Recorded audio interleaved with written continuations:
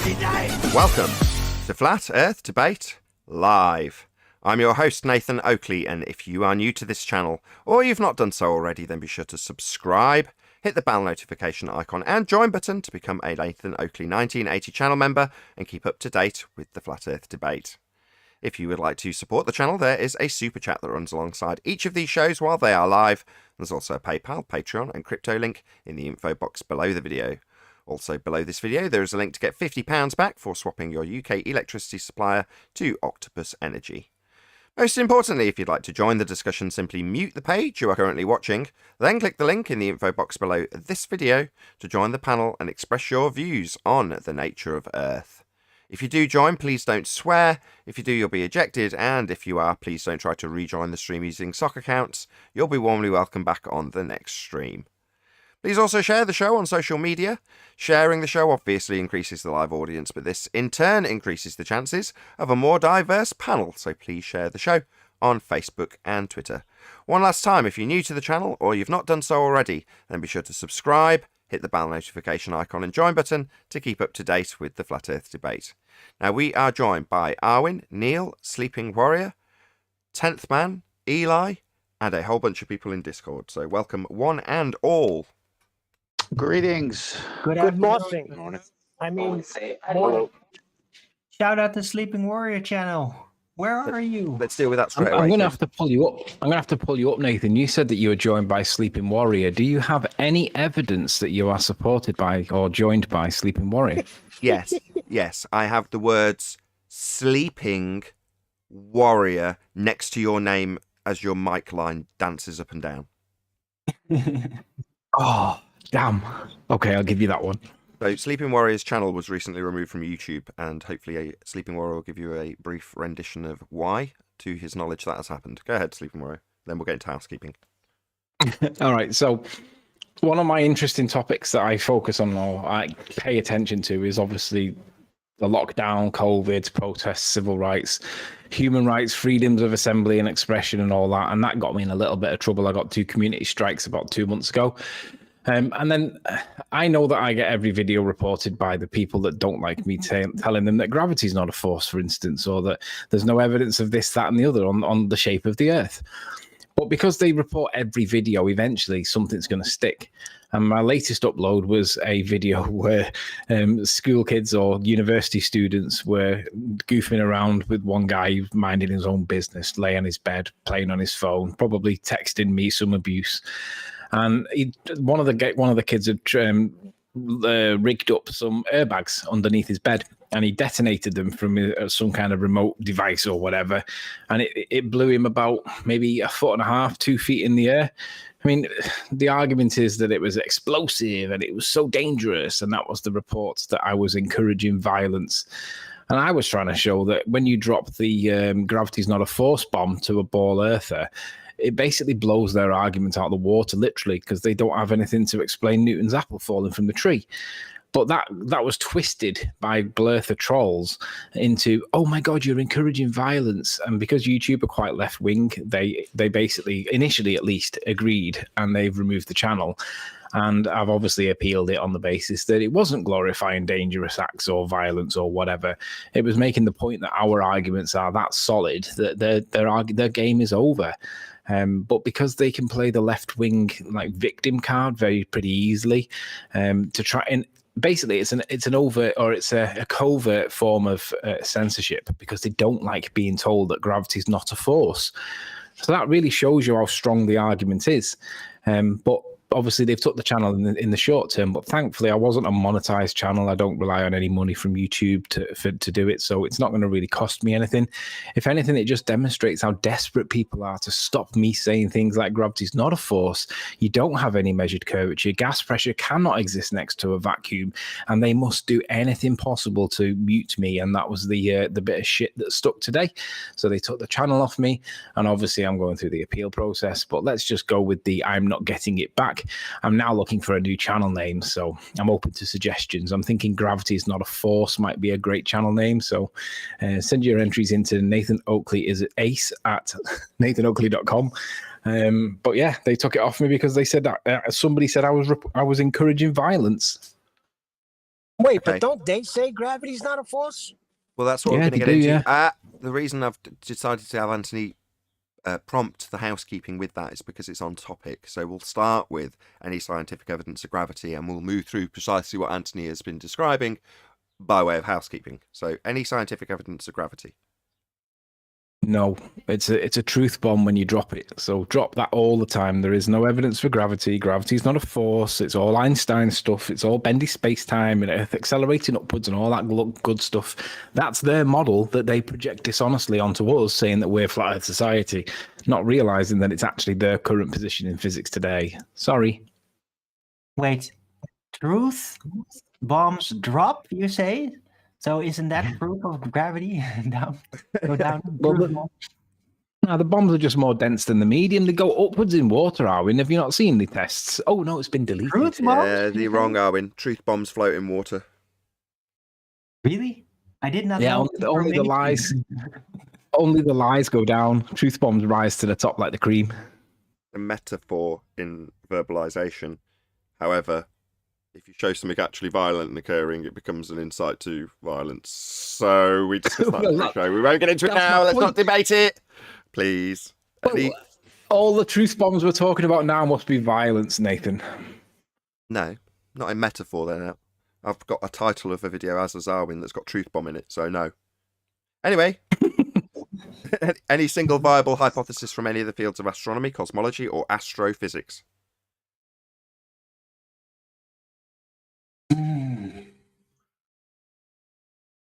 Why do we ask this question?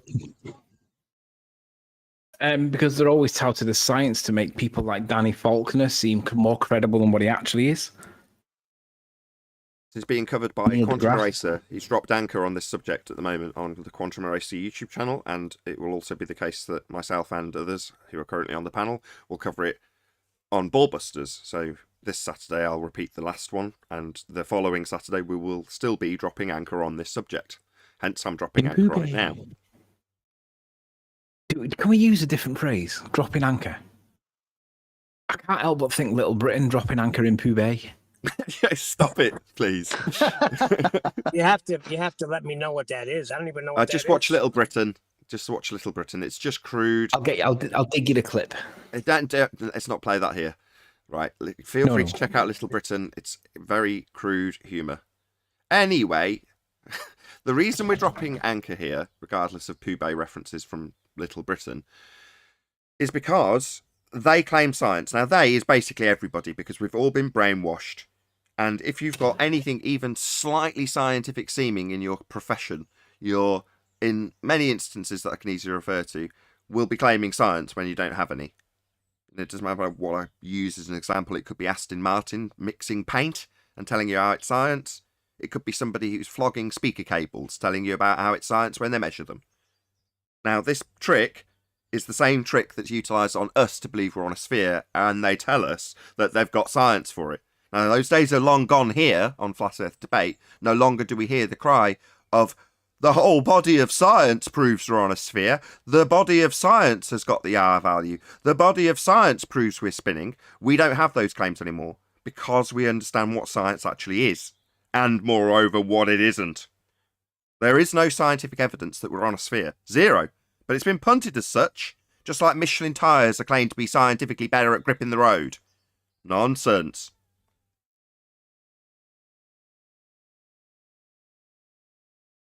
Any evidence of Earth curvature, that's the former geometric sphere edge horizon. Nonsense.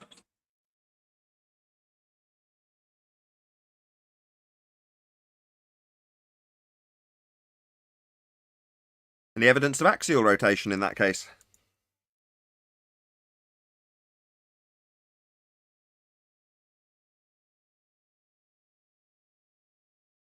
Not of the Earth-based variety, but we do have 15-degree movement of the sun above us. No axial rotation proof? No, no axial, no, not of the Earth-based variety.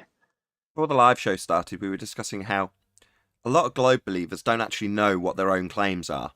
as a result, we, on the Flat Earth side, spend a considerable amount of time detailing what the globe actually claims. And as a byproduct of us spending considerable time detailing what the globe actually claims, we then have to contend with idiots that don't understand that we're detailing their claim. And they feel it appropriate to tell us that our detailing of a globe claim, in this example, reference frames, is debunked. Now, I'm specifically referring to Simon Dan, and I quote, "You and your reference frames have been ruined," end quote, Simon Dan, with an example of a man not drifting. This is a perfect example of a sphere Earth believer not actually understanding their own claim that Earth has 2 reference frames and demonstrates drift at 15 degrees an hour. That's a globe Earth claim that we have to detail, and can detail very concisely. Only for an idiot like Simon Dan, who doesn't understand the globe Earth claim that we have drift and 2 reference frames, tells me that my rendition of that claim from the globe Earth is debunked. That's how stupid globe Earth believers are. I'm going to start highlighting it with a bit more venom. So anybody who's in my comments telling me that I should be looking at some Simon Dan challenge for $5,000, number 1, I find it abhorrent that you idiots who have no proof for a sphere Earth can have the gall to lay money on the table that never, ever, ever materialises. Number 2, this idiot laying money on a table that will never materialise has claimed Earth doesn't spin and has no reference frames to prove it. That's the level of stupidity you're dealing with, Simon Dan followers. Your mentor is an idiot and has literally debunked the claim Earth spins. So let it be known. We're going to be pointing this out with a bit more vigour and demanding a lot more respect from the people who come here to challenge what we point out about the sphere Earth and its lack of evidence. So Nathan, are you saying that he just believes we're a sphere in the middle of a vacuum, presupposing everything else that goes with that, but no longer spinning anymore? Dan has asserted that the reference frames, not claimed by Flat Earth, we have no requirement for reference frames in any claim we make about anything.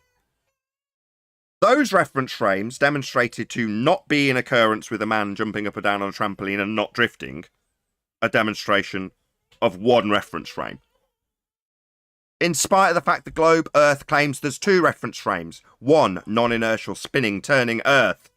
2, inertial reference frame to see things drifting 15 degrees an hour thereof, like footballs asserted by Neil deGrasse Tyson, or bullets as asserted by claims that snipers' handbooks tell them that Earth's going to turn underneath their bullet after it leaves the gun. Not that this is ever actually factored in, but this is a claim that globe Earth turns underneath stuff that isn't attached. That's 2 reference frames. Dan has turned around when I do exactly what I've just done and detail the globe Earth claim and told me my reference frames are ruined. So stupid he doesn't even realise that I'm giving a rendition of the globe Earth claim that we have 15 degrees an hour drift with 2 reference frames. Not my claim. Doesn't require debunking by anybody but Flat Earth. But Dan will come along with his globe Earth belief and tell me that the globe Earth claim we have reference frames is ruined. That's how stupid they are. Yeah. When they can't produce it in reality, they have to argue against it, but then it's their main argument that they held up until they can't produce it in reality, then they argue against themselves. Yep, they spend a significant amount of time arguing against their own claims that they don't understand. Well, we obviously don't see anything drifting away from us at 15 degrees an hour, so why would we expect to see it, Flat Earther? Well, I wouldn't, but you would at 15 degrees an hour. Well, your reference frames that you're detailing with 15 degrees an hour drift, they're debunked. They're not my reference frames, you complete idiot.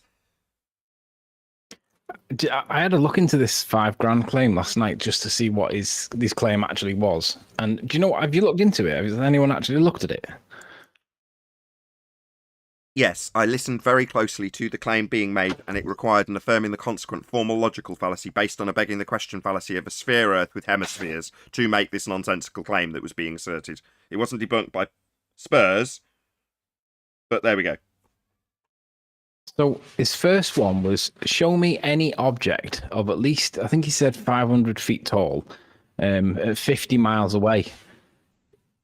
I was shocked because even on a sphere or flat, you couldn't see something that small that far away because it falls within the Rayleigh criterion, unless you had like the lens of the size of a satellite dish, like Jodrell Bank or something, because the Rayleigh criterion would mean that it is too small to resolve at that distance because it's too small.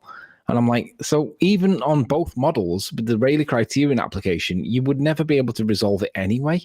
But that's not going to prove whether it's the shape of the Earth or not, because it's too small to see. It's like that's like me asking for, well, actually, it's kind of the opposite of me asking for evidence of measured Earth curvature, because you can't see it on either model, Dan. So you're asking for the impossible. Hello. Is that what he's asking for? Yeah. He wanted something that was at least 500 feet tall, or no more than, I think he said no more than 500 feet tall, from 50 miles away. It was his first requisition. And I'm like, that's going to fall within the Rayleigh criterion, you Burke. Because anything that comes up like that, I just think Blackpool Tower 30 miles away. Is that further or closer? It's further. Is it taller or smaller? It's smaller. Therefore, it's never going to work because it's too small to resolve on either model. So it's like you're asking for something that's never working on either model as proof of something for your model. It's like it's not going to work on either model, you idiot. Sorry, Chewbacca wanted to say something. Go ahead, Chewbacca. I want to see our model, please. As a matter of fact, let me see their model too.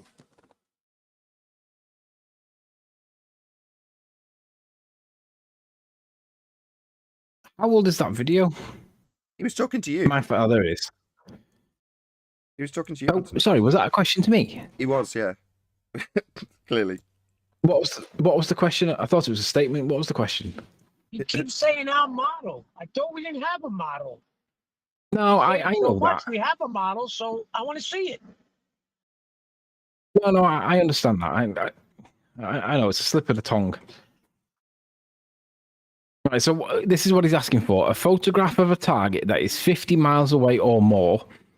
The camera must be no more than 6 feet above sea level, and the target of the photograph should be no more than 100 feet in elevation. So he's asking for a target of no more than 100 feet from 50 miles away.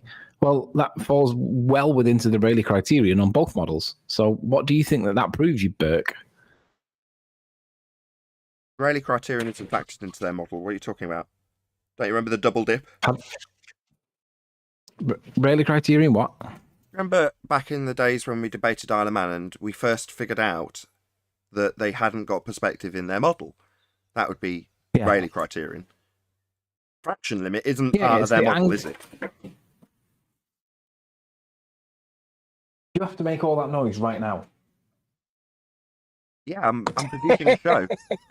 Honestly, she started organising the crisp draw the other day. The noisiest thing you could possibly do. She decided to start organising crisps.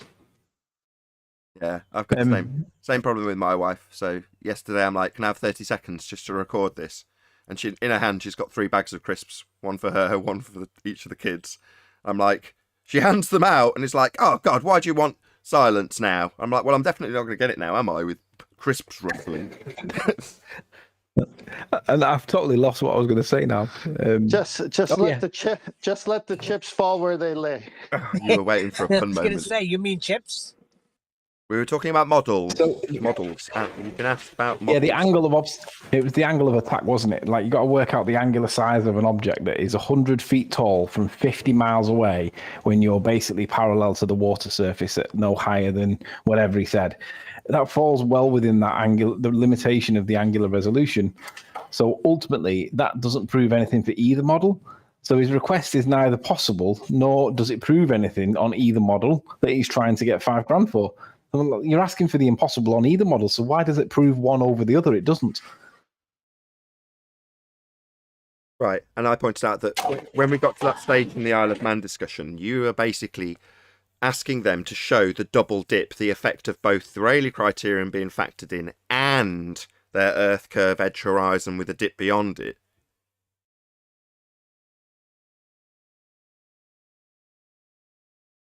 So they don't do the double dip, Anthony? Clearly, he's got issues. I'll stop this conversation with Anthony. So this bet seems It sounds like the they're dog yeah. just threw the paperwork off the table or something. Well, since we're No, talking he was about trying to go. He was trying to go somewhere, and I grabbed him by his tail to stop him while I picked him up, and he just had a hissy fit. Okay, let's try that once more. He's okay. I haven't killed him. Let's try once more. Do you remember when you asserted, prior to us realising that the Rayleigh criterion is Earth curvature, the dip measurement, the hidden value is essentially the same as the Rayleigh criterion when you calculate it? They've just taken that maths and called it Earth curve. But prior to us realising that, get to the point, I'll try once more. You had asked them to assert the double dip, and you had a diagram that showed mountains over a curve in orthographic view, but them getting smaller as well. And saying, well, you need to factor the perspective into your mathematics because it's getting smaller as well as your assertion that it's going over Earth curvature, right? Prior to us realising they'd just hijacked perspective. So at the time, we were calling the calculator the begging the question perspective omitting Earth curve calculator. Well, QE eventually came along and said, was it QE? It started off with good times for all. And then QE put the two together and said, no, you need to change the title of the calculator to perspective hijacking from perspective omitting, because it hasn't omitted perspective. It's not like it's just been left out. They've literally taken the effects of perspective and called them Earth curve. Yeah, I'm just getting that picture that you're on about. So it would be this one. Do you want a screen share? It's on. So obviously this is one of the pictures. The further away an object gets, the smaller it gets. So it reduces in apparent size. Now, what they've done on their model is, let's bring this one over. Oops, not that. They have, let's make it a bit bigger. On their model, because an object gets smaller as it goes further away, it must drop as well. So it is, as Nathan says, it is a double dip. It's required that it gets smaller and drops below the curve, not just gets smaller. And they claim that they're getting smaller is it actually dropping below the curve because there's something called the angle of, the limitation of angular resolution that stops you from seeing something that gets too small in angle, because it basically goes into this thing called the Airy's circle of diffusion or circle of confusion, where it basically you can't resolve it anymore. And they call that obstruction Earth curve. And it's not, it's an optical effect. This is how we got onto the horizon stuff, wasn't it? It led onto there eventually. So they have basically hijacked perspective. And they've called that removal of the ability to see far with regards to the lower parts of the beach, as it were. They've called that essentially curve, and it's actually obstruction caused by the angle narrowing, and they're not demonstrating the curve in addition to perspective. So it's all to do with hijacking, something that we've had to learn. It's our own fault for not knowing it, but now we do know it, we sing it. Right. I mean, it's a nonsensical request from what I can glean, but it doesn't have any base that says at the end of that request you're going to prove that the Earth's a sphere or disprove that it's flat by this request not being fulfilled. However, I can make similar requests. I don't need to put a bet attached to it, but whatever amount you like to show me a physical, geometric sphere edge horizon, formerly known as Earth curvature, formerly blocking boats and buildings. Show me that. You can have any amount you like. Yeah, I mean, but they should be able to show you that without any kind of financial incentive, because it's supposed to be the world we live in, and they've got all the clients with them, right? Precisely. It's marked with an X, labelled horizon in their Earth curve mathematics, and was claimed to block boats and buildings at a physical feet and inches value. That they could say, here you go, this is how much the physical, geometric, sphere edge horizon has blocked this boat in the distance. Well, that's a physical Earth curve edge that was very much claimed and is marked with an X in Earth curve calculations as the horizon. So your horizon's physical geometric. And what do they cry after the black swan? We wouldn't expect to see Earth curve. We wouldn't expect this to be in any other position other than what it says in the maths. So Earth curve, physical horizon that used to block stuff, doesn't exist beyond the maths. That's the only place you get a physical horizon, because we don't have a physical horizon. We only have one horizon, and it's apparent, non-physical. Your horizon, if you're a globe believer, is geometric and physical and claim to block stuff. Well, that's why the black swan is so devastating, because it takes their begging the question and starts off with a modus tollens. If the Earth is a sphere with a radius of 3959, that geometric horizon that should block the bottoms of boats and buildings has to be no more than 1.22 miles from a 1-foot observer height. And since the math doesn't work in reality, then it's all been a calculation on a sphere that never existed, that we don't live on. Exactly. If the distance to horizon is beyond 1.22 times the square root of the observer's height in feet, then we do not have a geometric horizon, and you cannot draw a tangent to it, and you cannot perform globe Earth mathematics, and you cannot assert that the horizon is physical, blocking boats and buildings with the maths, labelling the horizon with an X at the tangent point that you can no longer derive. So the entire thing collapses in upon itself. The globe Earth is dead. Any evidence of the distance to the sun?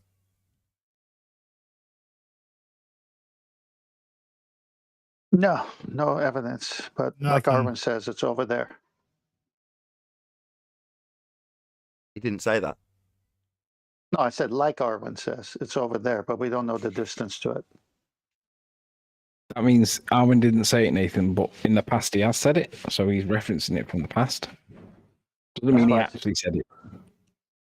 There's something over there. Visible. What's where? What's where now? Have we got a distance to whatever this is? Is it the sun? No, we got a sort of apparent direction. Apparent direction, not actual direction, you mean? Well, it's an actual direction. It's just that when you literally go in that direction, it may not end up to be exactly in that direction or of the original vantage point. I see.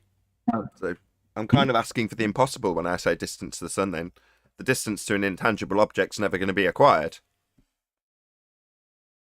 Right, and I'm also pretty sure that distances are not bent. Well, it's still a good question, because they're the ones claiming to know the distance.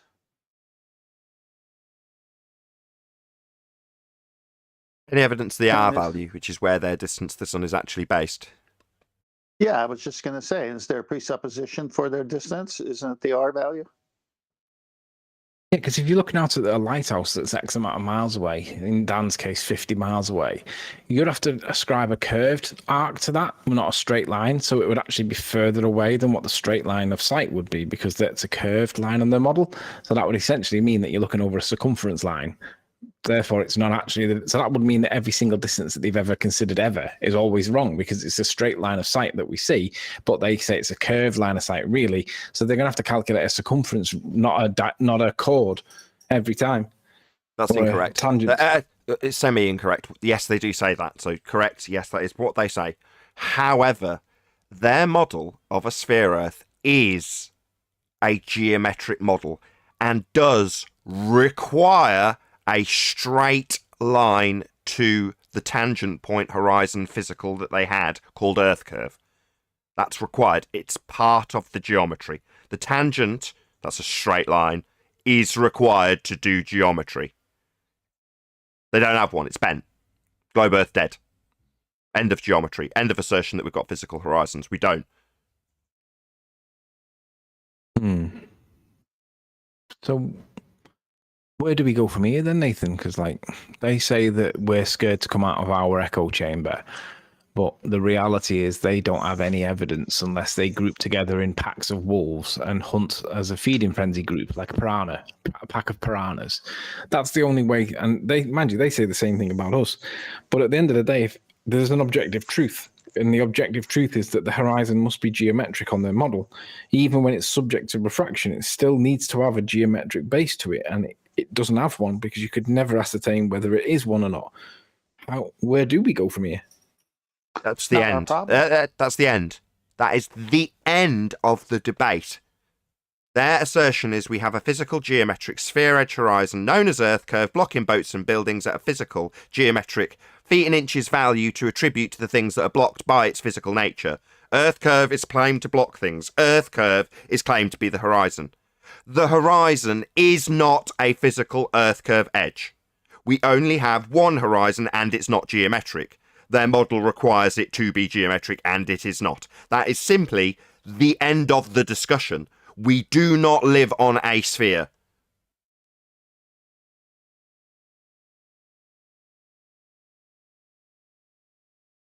Should we pack up and go home?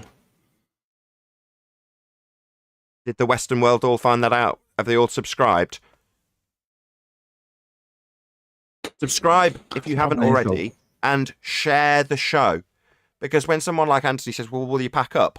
Well, when I've got 5 million subscribers and the entire world's talking about how the Nathan Oakley 1980 channel has demonstrably proven by way of the Black Swan that we do not have a sphere beneath our feet, then yeah, it would be time to pack up and go home. Maybe I'd make videos about hi-fi. But until that point, the majority of the Western world still are under this misapprehension that they've got a sphere beneath their feet, Anthony. So until that day, yeah, I just point out that the argument has been settled and just keep pointing that out. With people potentially, because the doors are open, right? The Discord server's not full. You could come in now if you were watching this live. And currently we are live. Obviously, at some point we're going to be currently obviously live. But when you're watching this after the fact, I'm not. But right here, right now, as I'm saying these things, you could join and say you're wrong. No, you've only got one picture of the Black Swan. That's all you need. You only need one Black Swan to show that not all swans are white. We only need one Black Swan non-geometric horizon to demonstrate that the horizon's not geometric. And that is precisely what we are told by our opponents. We wouldn't expect to see geometry. That is a quote from Planner Walk. The geometric horizon only exists in the maths. That's a quote from the Rumpus. We wouldn't expect to see geometry. That's a quote from AB Science. Yeah? We don't have a geometric horizon. That's what Earth curve is. So it's the end of the argument. Their rebuttal pushes their argument further into obscurity and nonsense. Wonderful. That's the end.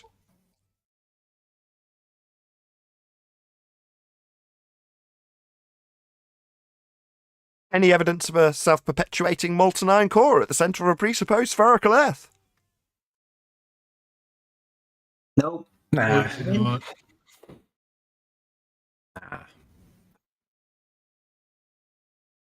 No, volcanoes are supposed to be some kind of a connection to it, yet this has never actually even been confirmed through any empirical evidence. Well, that's not claimed either. Volcanoes are due to the claim of tectonic activity at the Ring of Fire where all the plates are connected, and therefore you've got all the friction generating the magma underneath in a little pocket. But it isn't in any way asserted to be connected to the self-perpetuating molten iron core. That's just that's a misapprehension that some people have, and is just folly. That's not going to be claimed or documented as being claimed unless it's by a complete numpty. So you're saying that the core is completely cut off from any other lava activities? No, there is. Number one, there is no core. Stop spoiling it, then. Damn it. Number one, there is no core. That is an assumption with a just so story that's so whimsical it's wonderful about Thea smashing into Earth at a glancing blow, depositing its molten iron core so that the timeline can make sense with Earth not having its core already cooled down. There is no core. It's just a story they made up.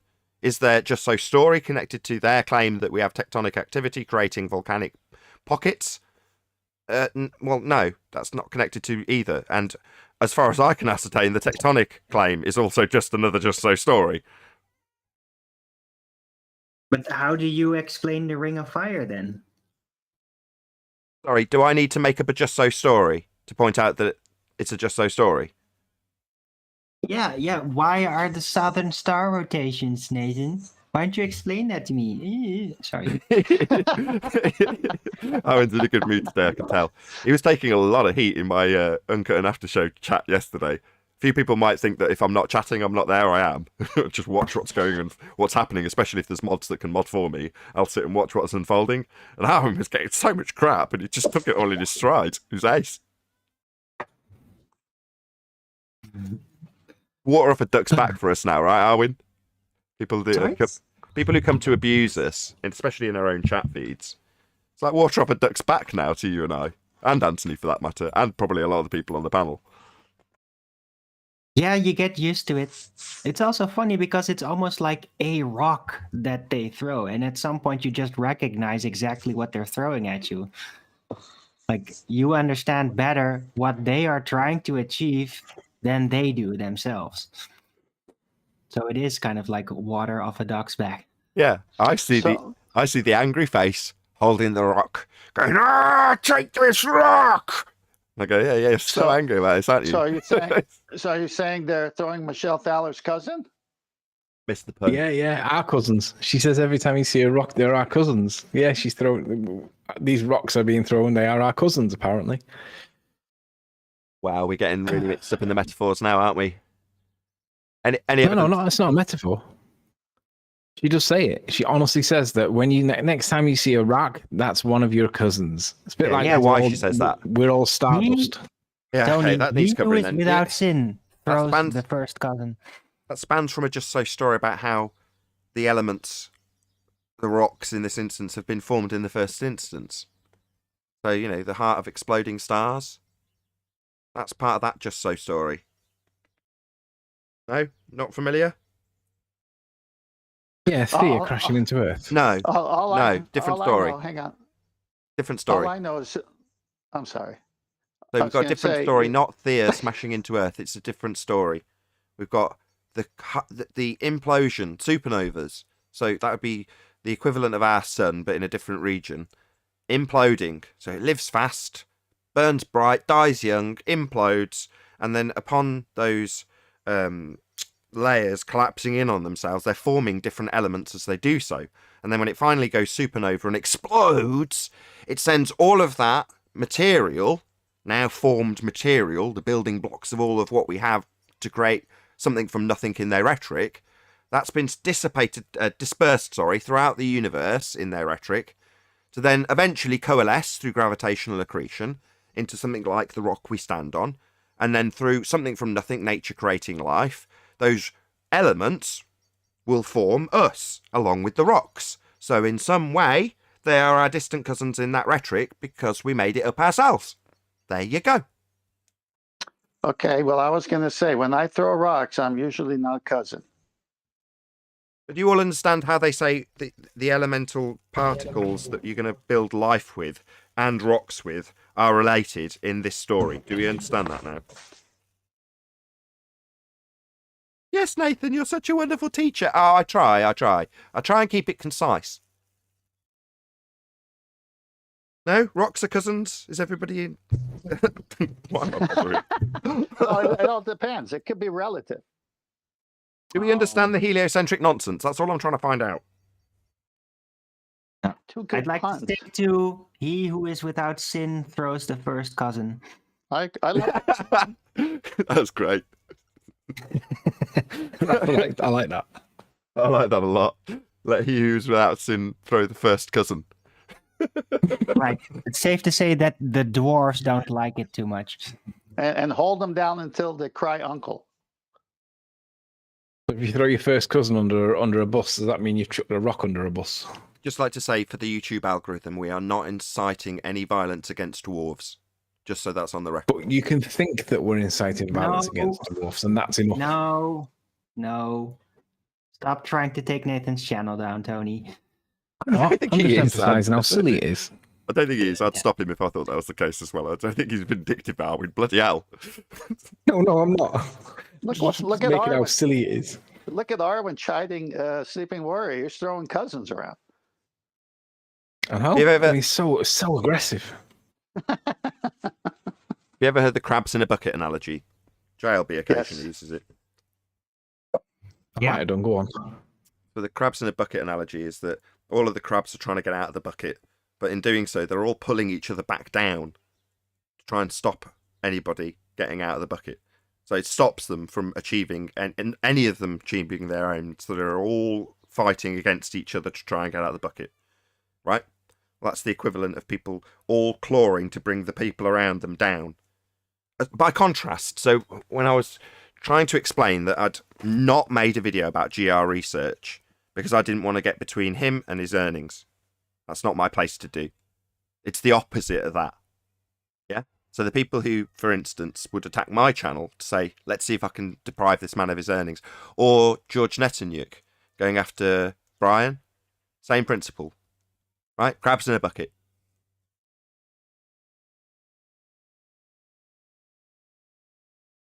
Yeah, I thought you gave that guy sound advice, actually. Right.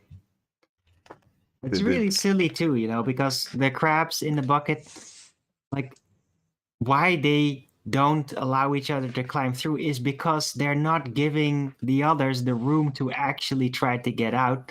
They want to climb on the other, and as the other is trying to climb on you, and then nobody's gonna be the foundation. Exactly. It's very silly. Exactly. Very silly behavior. That's why they end up on a dinner plate. Any evidence you can have gas pressure without the necessary antecedent of a container to press upon? Impossible. This is probably the best argument that we've got. It's a really good example of one of our best arguments where they just whistle past it as though it's not an issue. No matter how many times that you point out to them that, like, yeah, the gradient's an issue, we agree that there is one, but like the issue is that how did we have the gradient in the first place? They whistle past that, and some of them will cite gravity to be the explanation, and obviously we all know how that goes down, pardon the pun, but ultimately they ignore the fact that we have the gradients in the real world.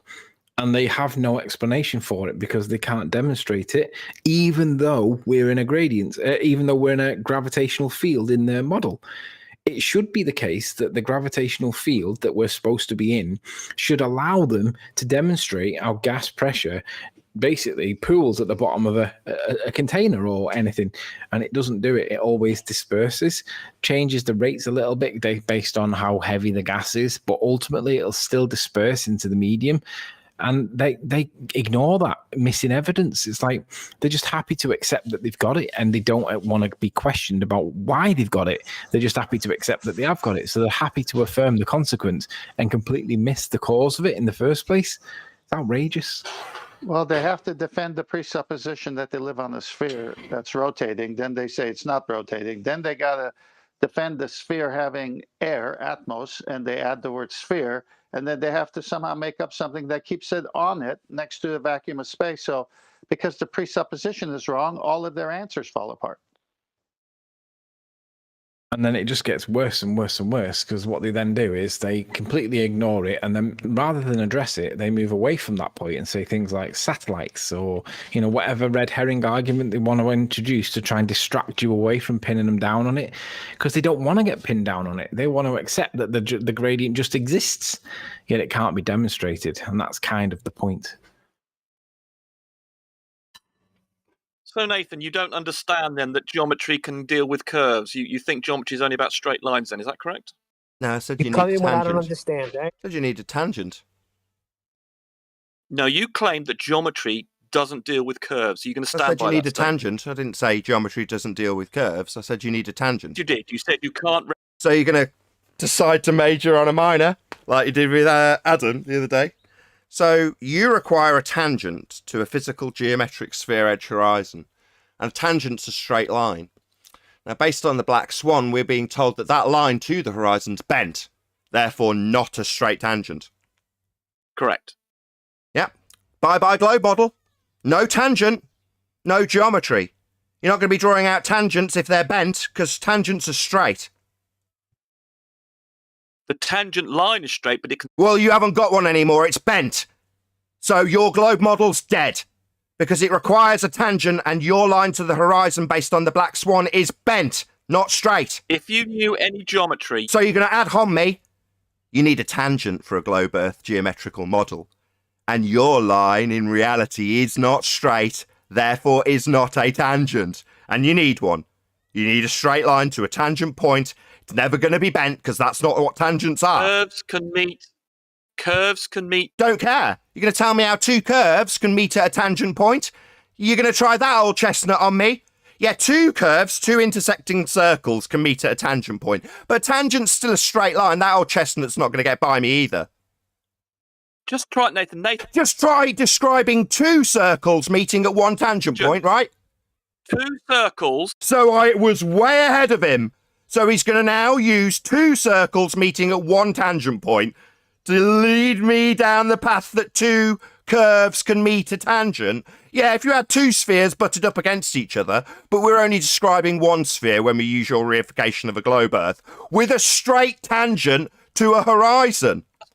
No, we're not talking about that. We're saying a curve. Are we not? We're not talking about a straight line to a horizon when we describe a tangent? Correct. We're not describing a tangent when we draw a line in geometry to a horizon. Then we're not doing geometry anymore. That was my original point that you said I got wrong. No, you said No, yeah. If we're not drawing straight lines to tangent points, we're not doing this geometry. don't need to. Don't need to do Earth curve geometry. You're damn right we don't, because Earth's not a sphere. Curves can touch circles, spheres at a tangent. And have we got Earth as 1 sphere and another equivalent sphere in this example touching it? You can have a curved. I can have, or is Earth 2 spheres butted up to each other at a tangent point? That demonstrates the principle. You're just ignoring me because you're a coward. His example is 2 spheres butted up to each other, meeting at 1 single tangent point, not equivalent to the geometry of Earth sphere edge horizons that need a straight line to a horizon point for it to be geometrically accurate. And you haven't got one. It's bent. Black Swan destroys your claim that we have Earth geometry. You need a tangent, that's a straight line, and you haven't got one. End of Earth curve geometry. You just need to man up, Nathan. Stop. Sorry, you can suck my balls, as I tell you that your tangent needs to be straight. Take this on the chin.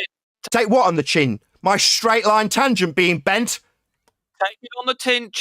On the tin chin? Then take it on the chin. On the tin chin? What? Your horizon is a tangent point in your geometry, and it needs a straight line to it for you to do geometry. The Black Swan is being defended by an assertion that the line is bent. So you can't do this geometry, you haven't got a tangent line. I can see you could probably want to prevent me making my point. You don't want to let me finish my sentence, but I'm going to carry on as much as I can till you mute me. And take it on the tin chin. You're going to mute me. You can take it on the tin chin as I teabag you. Take my balls on your tin chin as I tell you again. Your horizon is geometric in your model. It requires a straight line drawing to it. That's called a tangent, and you haven't got one anymore. So you've got to stop me making the point because you're scared of it. Take it on the tin chin. You haven't got a straight line tangent anymore. You tell us how the geometric horizon only exists in the maths. Why? Because you haven't got a straight line to it in reality. So you haven't got a tangent line. Maybe you'd like to use your little example where you've got 2 circles meeting at a tangent point. So curves can meet tangent points, right? Sense to what I'm saying because you're scared of it. Oh, right, I'm scared to tell you that your example with 2 circles butted up to each other to make your point that curves can meet tangents isn't an equivalent when you've only got 1 circle in your geometric model that requires a straight line to a physical horizon that we've debunked. You can take those nuts on your tin chin, mate. You're worried that it will invalidate your whole argument because you won't let me make it. You've already made it. 2 circles butted up to each other means you've got one of those circles being a curve meeting a tangent point. Total false equivalence, nothing to do with my argument that you need a straight line.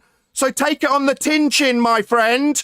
But you've got to cope with that. You Cope with what? Your example that doesn't make sense because Earth isn't a butted up sphere to another butted up sphere to make your example where curves meet tangents make any sense? You don't want me to make my point, Nathan. I've heard your point. 2 circles means you've got curves meeting tangents. Well, we haven't got 2 circles. We haven't got 1 circle. Earth's not a sphere. The assertion that it is requires a straight line tangent to a physical, geometric, sphere edge horizon. And you personally have already told me that geometric, physical, sphere edge tangent point with a straight line to it only exists in your maths. It doesn't exist in reality. What doesn't exist in reality? Earth curve doesn't exist in reality. It only exists in the maths. And you'll be taking that on the chin, my friend. away from criticism and debate, even though Yeah, criticism and debate is all you can babble through me so you don't listen to my points.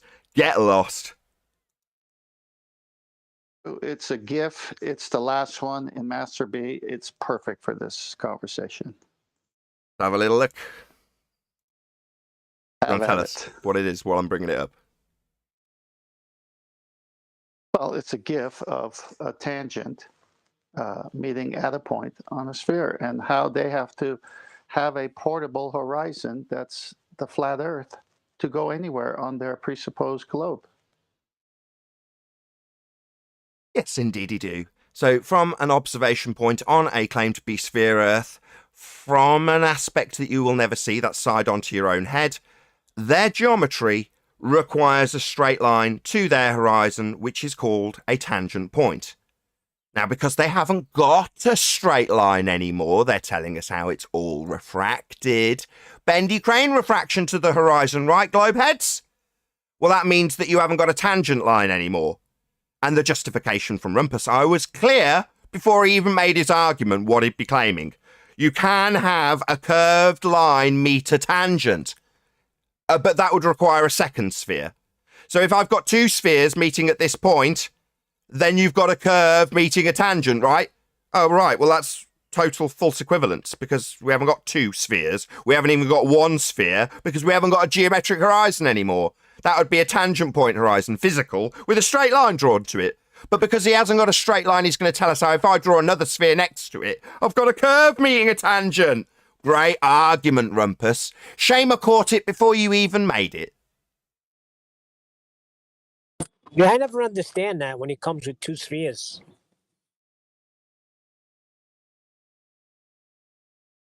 Crap argument. Dead donkey on arrival. They can't defend one. Now they're going to try and defend two? It's a telling discussion because he's trying to justify having a curved line to the horizon. Now, justifying it with a second circle in this depiction doesn't mean that the tangent isn't straight anymore, but that's what we're discussing. The fact this straight line that they have in their geometry needs to be straight and is now bent. So he's going to say, well, if I put another circle in the frame, I've got another circle meeting that tangent point. Yeah, but your tangent's still straight, isn't it? But your globe Earth doesn't have that anymore. It's all refracted, right? The horizon's refracted, so you don't have a straight line of sight to it. So you can't perform this geometry for a sphere Earth with a physical horizon. That's dead. Goodbye. Your crappy second circle didn't save you, Rumpus. Hey, Nathan, I'm not sure if you got the one I referenced. Are you looking at the one I labeled portable plane horizons at the end of Master B? I think so. Got You a see picture the of a GIF, moving the tangent on a line? sphere. Shout out to Retro Bill, who says, thanks to the panel for yet another great conversation. Really appreciate the support, Retro Bill. Thank you for the super chat.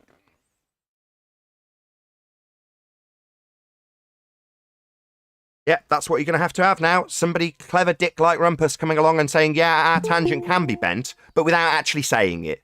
What it actually says, you can have a curved line meet a tangent if I introduce a second circle, which I called before I even said it.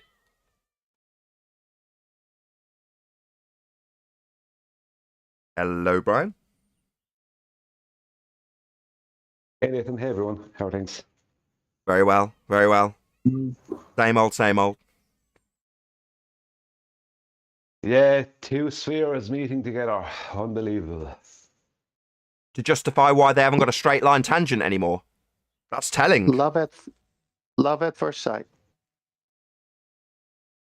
Yeah, it is very, very telling that that's what they're left with. If that, I don't see how that's proving a globe.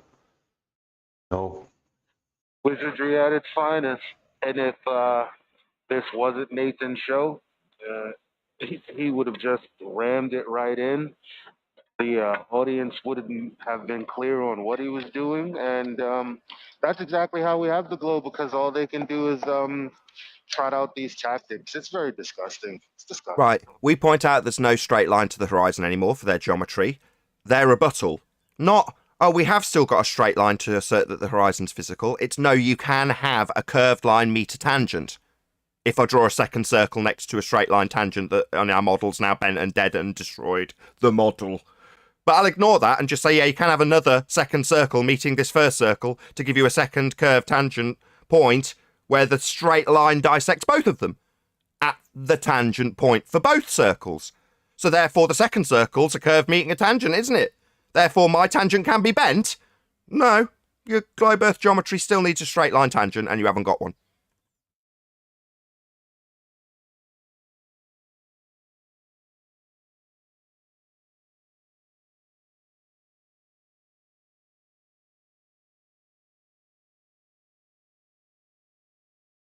Where do we go from here, Anthony? Globe Earth's dead. Point it out to some funder who uses a false equivalence with other circles meeting tangent points. What do you do now other than accept the fact that they're never going to demonstrate that the Earth's a sphere, and all they can do is weasel around the fact that we've demonstrably proven it isn't? Well, Glenn Campbell had a song, Rhinestone Cowboy. One of the lyrics is, "There be a load of compromising on the road to my horizon." Flatten the curve. The end of COVID is on the horizon. Don't touch your face.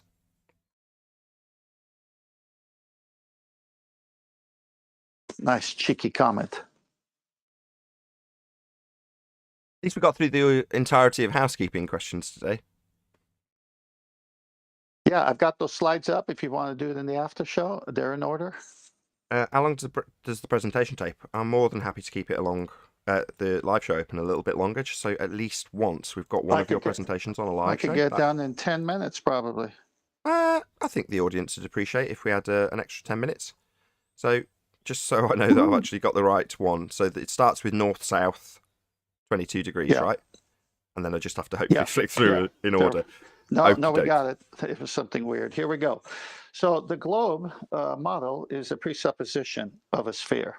Then all angles come from the center. So if you draw a circle on a piece of paper, that's a two-dimensional situation there. But if you put a dot in the middle, that would be the radius.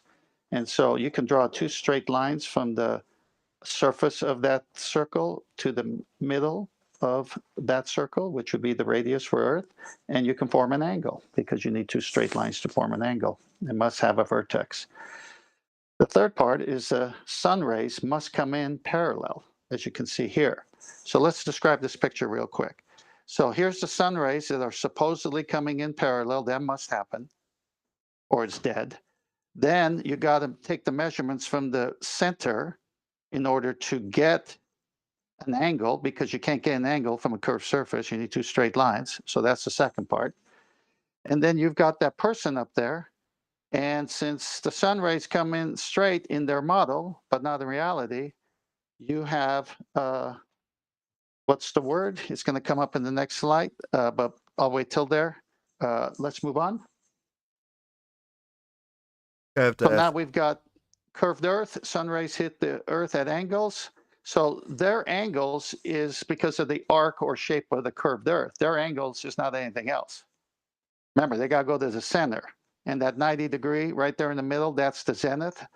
That's when the sun hotspot is over the Earth at a particular point, the highest point on that day. So that's called the GP, geographical position. Next slide. So here we go. Those two parallel lines, that would be representative of the sun rays. And then that line going through it would be the zenith position to the center of the Earth. And of course, you get the same angle. So this is how they trick you. Next slide. Corresponding angles was the word I was looking for. So you can see they even got a circle here, and you can achieve corresponding angles, but you got to take the measurement from the center. So let's go back to how I started this. They have to presuppose a sphere. All angles have to be measured from the center, and the sun rays must come in parallel. But we have a problem. We don't measure anything from the center. We measure it from the surface of the presupposed sphere, which is an arc. So sextant will not ever, ever, ever work off a curved surface. But sextants do work because we don't live on a sphere with a curved surface. Next slide. As you can see here, we have GP1, GP2. So two different stars and their zenith position to Earth, where they're the highest point at that time. You take a reading. Wow, look at those straight lines. This cannot work on a globe Earth, because if you get GP1, that's equal altitude. Anywhere on that circle is the same angle for that star in GP1. That's a big part of that Earth. That has to be flat. GP2 works the same way. And yet, there's the guy at the top, the zenith of the observer. They've got to go to the center to create the angle, but it's a presupposition. Next. This is from the Navy. This is talking about dip correction. You got to take it to sea level. So no matter where you take the section reading on a ship, you got to get down to sea level to create the zero, the straight line zero, so you can form an angle.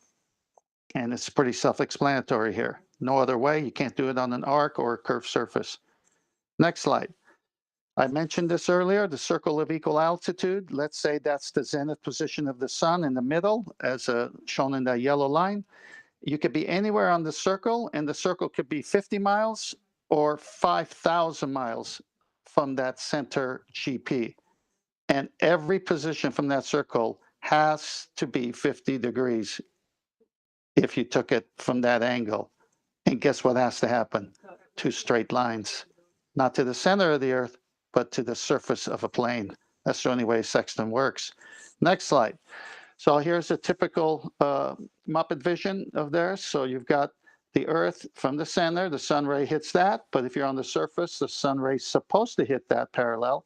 And if you're in an airplane, it's supposed to hit you at 30,000 feet parallel too. So in geometry, if you go to the center and you create two straight lines, all these angles will be corresponding. But is that how it works? We know it doesn't. Next slide. Let's say you're in the middle of the ocean. You take 3 readings of 3 stars. Where they cross all 3, that's where you are. And all those 3 readings need straight lines. Can't happen on a curve, as you can see here. Has to happen on a flat plane, or else you don't get the angle. Now, let's look at the sun, the next slide. So here's a little cartoon image of the sun. It's a spherical object. Light goes in all directions. No one's going to argue that. And yet, the very following slide says light comes in parallel. Is this true? Well, let's find out. Next slide, you're going to see a beautiful diverging rays of the sun, what we actually experience here. Not parallel rays. Next slide, beautiful, shining through the clouds in all directions. Not parallel, can't work on the sphere, has to be divergent. It works on the plane. Next slide. You can see some hot spots here, but there are a lot of angles. Well, the one that's directly under it would be the GP. The other ones are angles because it's angled to that, because the rays come in diverging, not parallel. Next slide. Long shot here, lots of clouds, and you can see that one ray coming straight down in the middle. The rest on the sides are going sideways because sun rays come in diverging, not parallel, destroys the globe model. The next one as well, sun rays are going in all directions, not parallel. And then the last one, if you look at the sun, you see it going in all directions. And here's an image of one, but there's many of these. To round it off, let's go to the real world where the sun is above a flat Earth. And when it's directly over you, it's your zenith 90-degree position at the highest point that day. And any sighting of it with a sextant, because you're on the plane, will give you the proper angle. I just destroyed Eratosthenes. No one measures from the center. The center is presupposed because they presuppose a sphere. And those angles that they get is from the center, but they're really shadows on the flat Earth. Ball game over. 2021, the year of the sextant. With that, I'll say a huge, massive, enormous thank you to both Discord and G+ panels for making today's live show possible. If you are watching this on either Nathan Oakley 1980 or Nathan Oakley premiering streams, then stay tuned, as there will be an after show to follow. Unfortunately, as I say, if you are watching this live, this is where we bid you farewell. A huge, massive thank you to all of you who smashed the super chat, joined as a Nathan Oakley 1980 channel member, and all that good stuff. Also, below this video, there is a link to get £50 for swapping your UK electricity supplier to Octopus Energy. I've been Nathan Oakley. Stay tuned if you're watching on either premiering stream, and I'll see you all in the next video.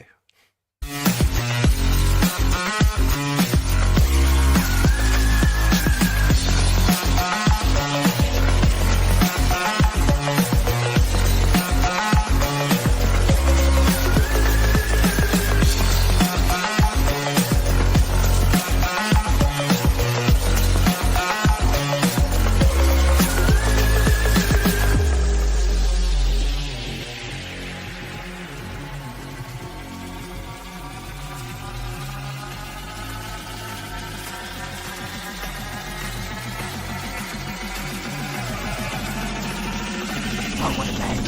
What a lovely day!